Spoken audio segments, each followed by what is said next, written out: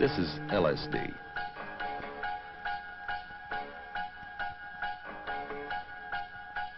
Peyote. DMT. STP. Mescaline.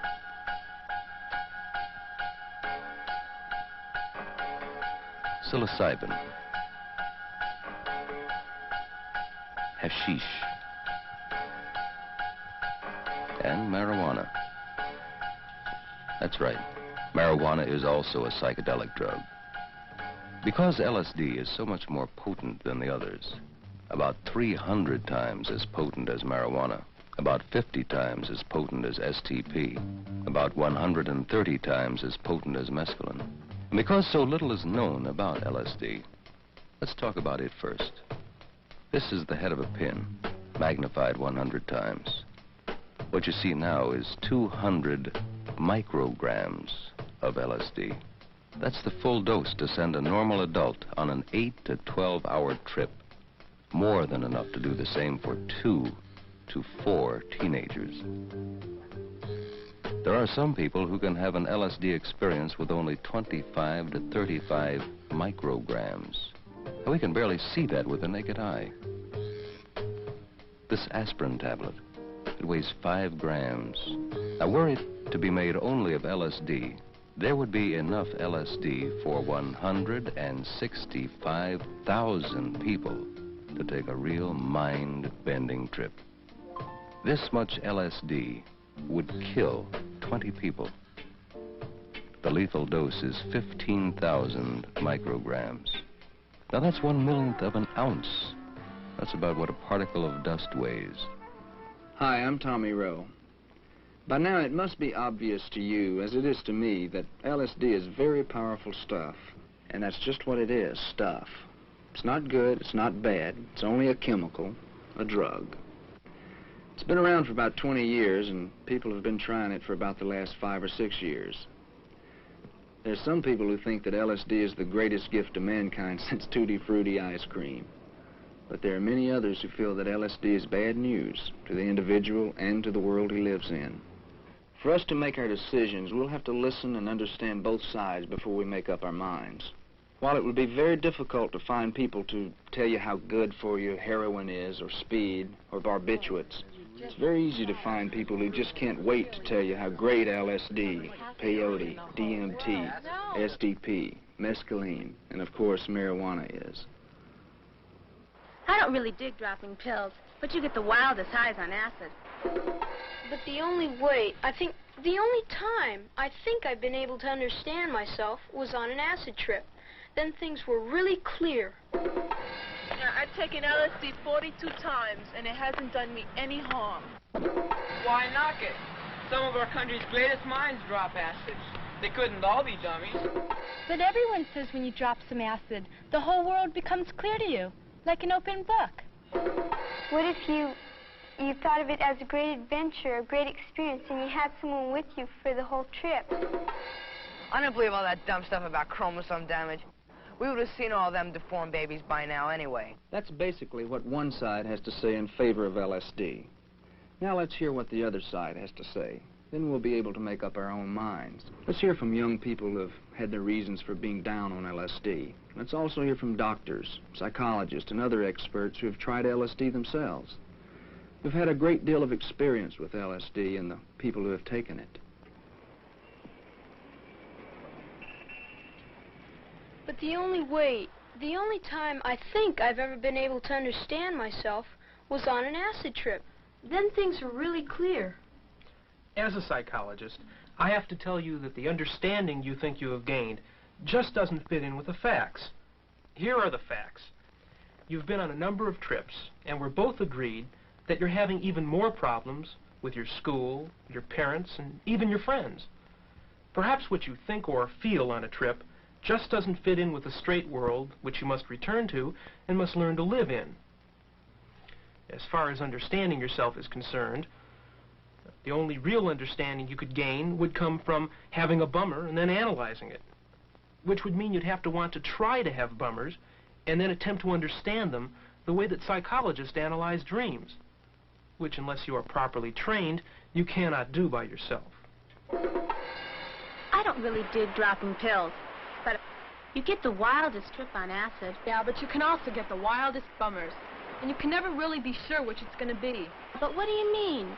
Nobody ever knows enough about the quality of the acid itself, or their own hidden hang-ups that would make it to be a real trip, or a real bummer. Yeah, but you've dropped acid.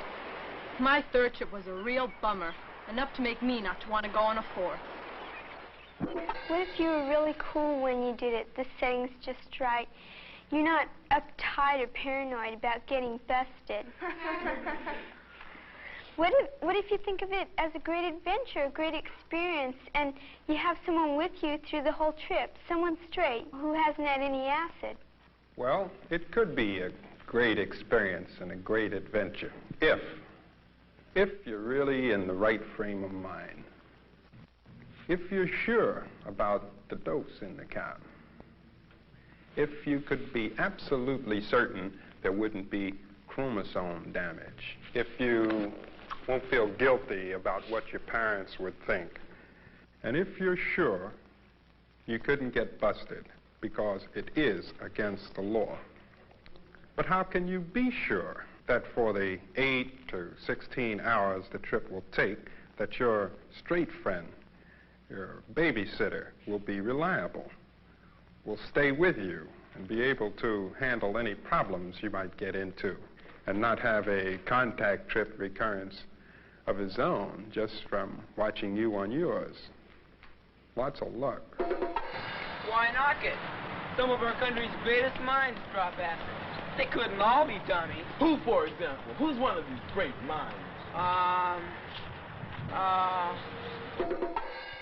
You don't understand. I keep explaining it, but you don't understand. LSD, or mescaline even, if you just let it happen, wow, you find you can really love your fellow man. Even when you come down, you can really love your fellow man. No, I don't agree with you. I mean, what kind of a person are you if you can only love your fellow man if you've taken drugs? But LSD and mescaline open your mind, your feelings. They make you feel you can just about love everybody. But I always hear that, Laurie. I mean, I think kids that take a lot of acid must have some really big hang-ups. How can they be capable of loving anyone? Gee, Laurie, it's easy to say you love everybody, but it's very hard to find just one person to love. Who says you can't love one person when you're on acid? What is there to stop you? I say you can't. I mean, it takes over 10 hours for an LSD trip, right? Right. So the kids that are involved in LSD don't have time for anything but themselves. They don't have time for anybody, whether it be just one person or everyone in their lives. You guys are just not with it. You belong back in the Dark Ages with the cavemen. How do you expect to get on in this world if you don't keep up with what's going on? Know what's wrong with the whole world. But everyone says when you drop some acid, the whole world becomes clear to you, like an open book. I've got news for you. It would take more than LSD for me to understand what's wrong with the whole world, or even our local politics. Honey, you may think that you know things when you're up, but you can't really know any more than you already knew before you took the LSD. You may have feelings with LSD about what you know, feelings you've never felt before, but you could never know what you haven't learned yet. Evelyn, I've been trying to tell you something, but you never give me a chance. I'm listening. Why don't you tell me what you're going to say? I've been thinking, we should try some acid. I hear it's a real cool trip. Sure, and so is cocaine. But where are we going to find that kind of money? Besides, if anyone finds out, we'll be in a lot of trouble. Man, like cocaine is a hard drug. I'm talking about acid, dummy. LSD, not cocaine. Don't tell me about acid. I know too many kids around here that they tell me that they've been on bad trips on LSD. They saw rats, roaches in different sizes, shapes, and colors. It was like a nightmare. That stuff ain't for me. No way.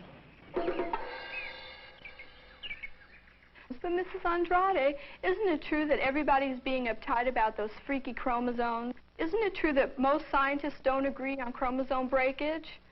Besides, does it matter as long as I don't drop any acid while I'm pregnant? If LSD won't kill my chromosomes, the pollution in the air and water will. So what's the difference? The difference is we're talking about two different things. We know that if we don't take LSD, we won't damage your chromosomes. All scientists know that it's too soon to know exactly what the damage will be, especially to your children and your children's children. But water and air pollution are killing us anyway. Well, that could be. But I don't agree that we should just sit back, swallow some acid, and say, well, man, pollution's going to kill us anyway. This time the whole country is worried about pollution, and things are being done about it all the time. How much are we doing about it if all we do is complain and swallow a drug? Not much better than bad people doing bad things about our water and air. This world's in bad shape. But it's the world that your generation is going to have to run in the next 10 to 30 years. So what kind of preparation is LSD, STP, DMT, peyote, mescaline, or marijuana for what you're going to have to do to straighten it out? Oh, come on. Mescaline is a natural drug. What could be wrong with something that's natural? It's made out of cactus buttons or mushrooms, or is that peyote? Well, however it's made, it's natural. And you don't get chromosome damage from something that's natural. Maybe you don't get chromosome damage from mescaline, but are you sure there aren't any other kinds of damages? Like from a mental hang-up? Oh, Paula, it never hurt the Indians, and they used it for thousands of years in their religious ceremonies. Sure, I know, but for how many ceremonies a year? How many times a week? And were their minds and bodies fully developed?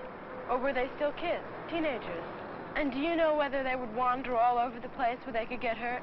Or just sit there safe and stoned in their teepees? And I'm sure they didn't have to cross 42nd Street and Broadway, or Sunset and Vine when they were stoned. Well, of course not. You know they led very simple lives. That's the point. It's much easier for one of us to develop a hang-up on a drug like mescaline. Like, it can become a crutch. There are too many people who just can't hack living in our very big and mixed-up life. You know, a drug doesn't have to do damage to your chromosomes to do damage to you. Oh, that's an old argument. Do you need a new one? Well, you've seen two sides of the LSD psychedelic question. But if you really think of it, there have been about 20 sides to the question. And we've had a chance to hear that many people speak their minds. While it's possible that some things were left out, we did hear from the most important and most strongly felt opinions about LSD. Now it's your turn. Now you have to decide based on what you have learned and what you already knew. One, is it worth the risk to your mind and body to drop acid for kicks or knowledge about yourself and the world you live in? Two, are you sure you're the kind of person who will not get hung up on acid or won't go into other drugs? And three, can any of your personal problems be solved by LSD? And last and not least, will your dropping acid or other drugs do anything for anyone else in the world? Will it do anything for all those people LSD is supposed to make you love, your fellow man? You decide.